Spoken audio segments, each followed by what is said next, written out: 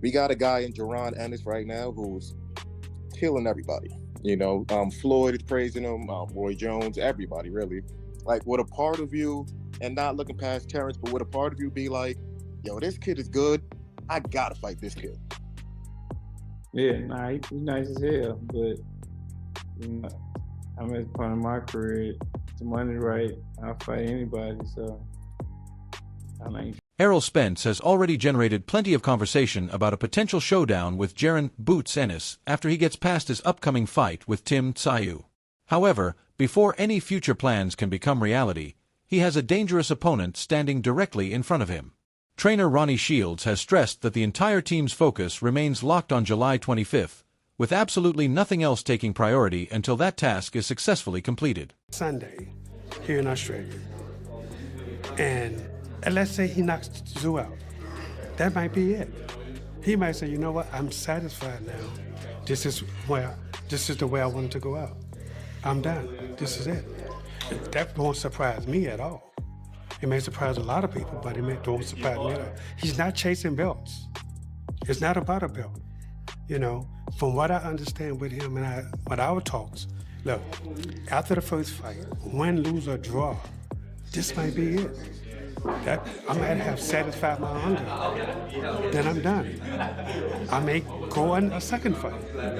After that fight, I may have satisfied my hunger. That's it. But definitely no. Despite the challenge ahead, Roy Jones Jr. believes a victory would immediately position Spence for a blockbuster matchup against Vergil Ortiz Jr. In his view, no other fight offers the same combination of excitement and financial reward. If Spence successfully clears this obstacle, Jones considers Ortiz the ideal opponent for his next appearance. He's right here at Dallas in Cowboy Stadium. Vergil Ortiz versus Errol Spence. If I were Errol Spence, that's what I would do next. Take this fight. If you get past Tszyu like he's supposed to, then you got to go with that next. I mean, that's going to make you more money than any of the other guys. And the other guys, to me, are higher risk than Ortiz. As fight night continues to draw closer, Spence says he's excited about what he expects to be an action-packed battle and welcomes the opportunity to face Tszyu's aggressive fighting style. He feels fully prepared to dictate the tempo with his own approach and believes this matchup has all the ingredients needed to deliver a memorable performance. Yeah, it's definitely gonna be a dope fight. It's gonna be an action-packed fight. Yeah. Tim is a guy, he's come forward. He said it before. He gonna punish me. Wow. Things like that. So so I'm looking forward to that type of aggression. Yeah. It's gonna be a dope fight. I'm put on a show. Nice. Okay. Yeah, I straight gonna be in for it. Okay. Win, lose, or draw. Where's the fruit? Meanwhile, Tszyu views the pressure surrounding this event as a source of motivation rather than something intimidating. He believes those emotions help sharpen his concentration, while the countless hours of work completed throughout training camp have given him total confidence heading into one of the biggest moments of his professional career. If I wasn't nervous, then there's an issue. Yeah. And there's a problem. But I feel it a little bit. Yeah. And it's great. Honestly, it's so great to have this feeling. I'm not worried. I'm super confident because I know what I've done and what I'm capable of and the condition I'm in and how mentally strong I feel. But yeah, I do put a little bit of pressure on myself, and that's what I need because it wakes me up. It makes. Spence isn't concerned by questions regarding his lengthy absence from the ring. He insists the extended layoff will have no negative impact on his performance because of everything he accomplished during training camp. He fully expects that preparation to become evident as soon as the opening bell sounds. I'm ready, man, and I'm gonna do what I do, and it's not. I don't think I'm gonna look old. I don't think ring rust is gonna play a factor. I think I've been looking very good in training camp, and I think that's gonna transfer. For Tszyu, his entire boxing identity has always been built around non-stop pressure and relentless aggression. He intends to remain faithful to that style on fight night, promising to bring the same attacking mentality that has defined him ever since the beginning of his professional career. David Benavidez style, that I guess that Mexican style. It's always deep within me, Like I grew up watching the Marquezes, the Barreras, Pacquiao, of course. Julius Chavez, Trinidad's, you know, like that's the boxing style that I aspire to be. You know, where you just unleash. And yes, will I bring out the monster? I will bring out that monster. Roy Jones Jr. expects plenty of fireworks when these two eventually step into the ring together. While he gives a slight edge to Spence, he believes the biggest question is whether Spence can safely navigate the early rounds, since he typically grows stronger and becomes more effective as the fight progresses. It's going to be a slugfest. It's going to be a slugfest. Who are you picking in the fight? Man, it's a hard call, but I'm going with Errol. I'm hoping Errol can withstand the onslaught that Tszyu going to probably put up early, because if you get past 4 or 5 rounds, Errol definitely going to beat him, because Errol, to me, is stronger later than anybody fight. You get him past round 6, and you got problems in your hand. I don't care who it is. Especially if he ain't beat it up or nothing in the face. If you get to round 6, you got a problem, because that's when he starts to come. Paulie Malignaggi believes Tszyu cannot afford to slowly work his way into the contest. In his opinion, the opening rounds could decide everything. Giving Spence time to settle in and establish his rhythm might eliminate one of the biggest concerns surrounding his return to competition. You might know right away. I think Spence has to, Tszyu has to start fast. If Tszyu doesn't start fast, you already have some answers. Longer the fight goes on, does that favour Spence or Tim Tszyu? Not necessarily favor Spence, because Spence has been out for so long that you don't know how he's going to go through the distance. But I think it'll at least allow him to reacclimate back into a competitive nature. Stephen Fulton believes the bright spotlight and increased expectations will actually bring out the very best in Spence. He feels the long break allowed Spence to return only when he was completely prepared, while also recognizing that this fight carries enormous significance for Tsyu's future. I like the animosity. I like the tension between them two. I like that Errol kind of has a chip on his shoulder. Yeah. And I like to see him back. Yeah. How do you feel he deals with that layoff, or are you sort of uncertain? I think he deals with it good. Yeah. I think he deals with it good. You know, people sometimes a layoff couldn't hurt you, but he came back at the right time when he was ready, so that's all that matters. Yeah. What do you make of Tim Tszyu's career so far? He has a good career. This is like a do-or-die fight for him as well. Sean Porter sees the matchup from a slightly different perspective. He leans toward Tszyu because of the uncertainty surrounding Spence after such a long period of inactivity. Porter believes that if Tszyu starts aggressively and turns the fight into a physical battle from the very beginning, Spence's layoff could become a major factor. I'm playing the fight in my mind, and I'm just like, man, I see Tim beating Errol Spence Jr. I'm thinking about this 3-year layoff. I'm thinking about the fact that, Errol hasn't exactly been punched with it's going to be a 10-ounce glove, but would have been an 8-ounce glove. He hasn't been punched with that size glove solid, in so long. And Tim's game plan is to just go across the ring and punch him in the mouth. And I'm like, yeah, punch him in the mouth, I was being swayed, I'm feeling like Tim's... Timothy Bradley believes the stylistic matchup favors Spence. He points to Spence's ability to apply smart pressure while controlling the pace of the contest, suggesting those strengths could expose defensive flaws Tszyu has displayed in recent performances. Bradley sees a clear opportunity for Spence to dictate how the fight unfolds. I think he's going to stop Tim Tszyu, man. He got the perfect style for it. The perfect style for it.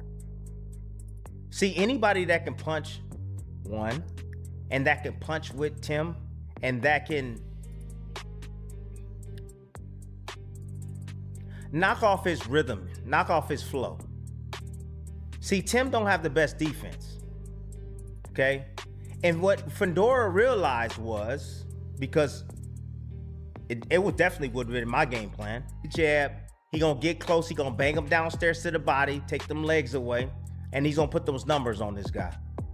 And he's gonna take him to the place where he don't like to be, on his back foot. On his back foot, yeah. Now, the first couple of rounds, Sean Haney also favors Spence despite the unanswered questions surrounding his comeback. He believes Spence's championship experience and victories over elite-level opponents outweigh Tsyu's physical advantages. If Spence performs anywhere close to his best, Haney expects that experience to become the deciding factor.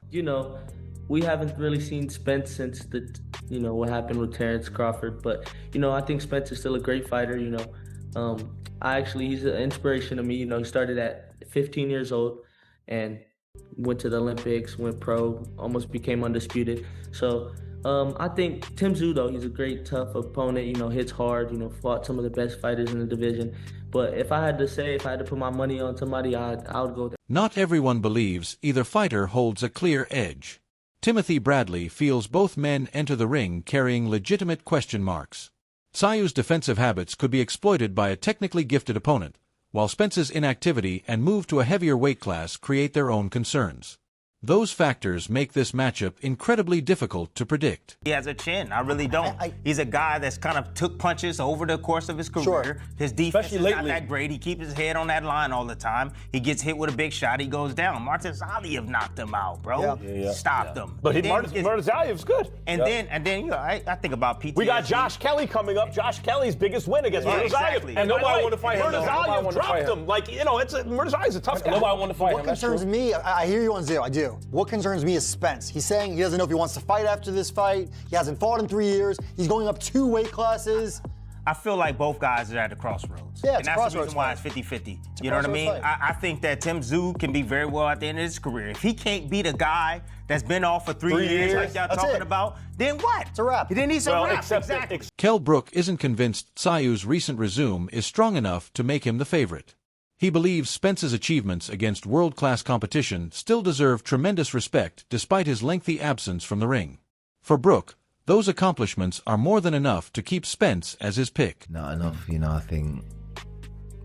Don't get me wrong, I've not watched tons of his fights, but he has when he were on form, when you're on form, you're only as good as who you're up against, as well. I think that this, he's fighting Errol Spence. He's fighting Errol Spence, however you want to put him after a car crash or whatever. He's still fighting Errol Spence, but he's done what he's done in the amateurs, world champion, dominated when he was there.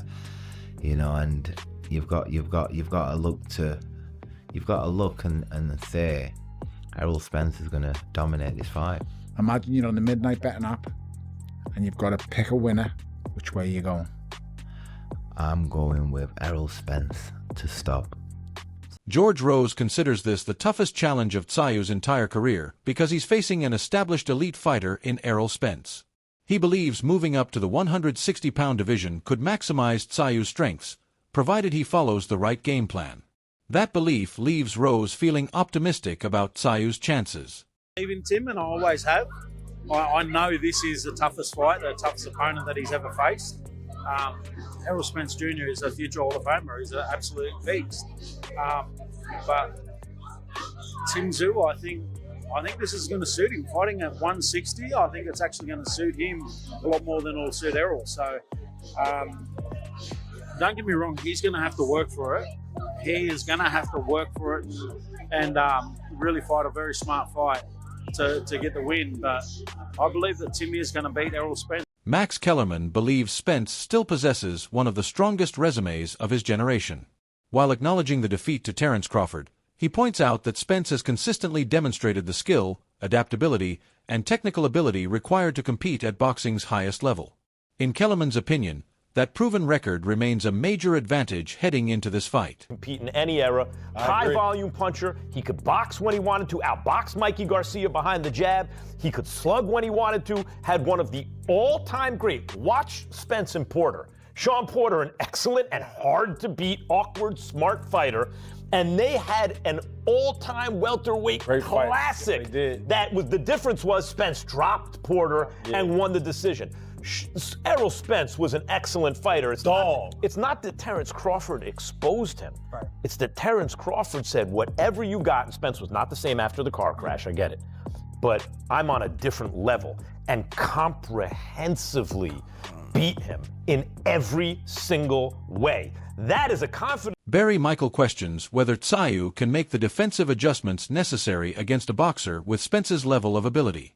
Although he has concerns about that side of the matchup, he doesn't expect the fight to last until the final bell before a winner is determined. And Jeff certainly appears to have got him into the right mental frame and got him in great physical condition. Whether he can change him technically, he has said that he's training, he's been working on hit and move.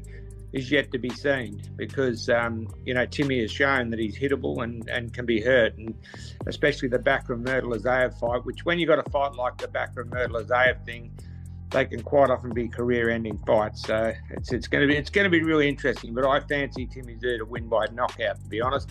Either way, I don't reckon it goes beyond 5 rounds. Ronnie Shields dismisses the idea that facing either a southpaw or an orthodox fighter will determine the outcome. He believes elite-level boxers are expected to adapt to every style, making preparation and execution far more important than stance. According to Shields, the fighter with a smarter game plan will ultimately earn the victory. It's no advantage, Styles are styles, It doesn't matter. As a fighter, you have to know how to fight. That's, anybody's style, to be successful in the sport of boxing. So whether, he's a southpaw or orthodox, it shouldn't matter in this sport. It's about, just knowing and training for that style that's in front of you, people always say, oh man, southpaws are awkward. I know right-handers that are even more awkward than southpaws. So it's not because you have a different stance. That shouldn't matter. Billy Dibb gives Spence a slight advantage because of everything he has accomplished throughout his career. He also believes the long layoff may not affect Spence as much as many people anticipate.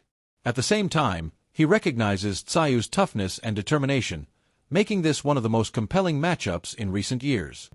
Errol Spence has got much better credentials than Tim does. He's been in there with a lot better opposition than Tim has been in with.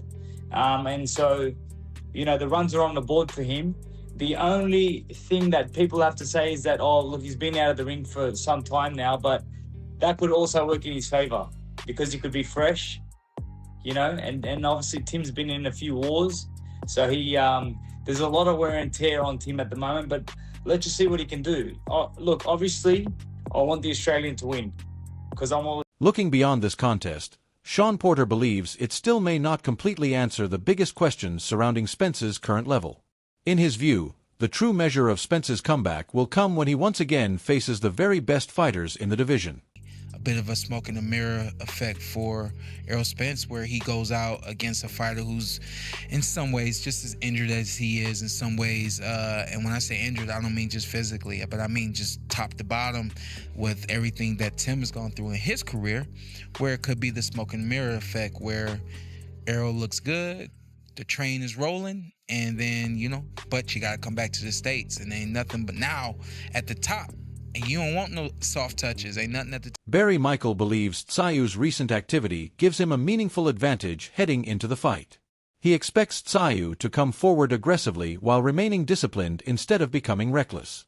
By forcing Spence to react early and preventing him from settling into a comfortable rhythm, Tszyu could seize control of the contest from the opening bell. Michael believes that tactical strategy could become one of the defining storylines of the fight.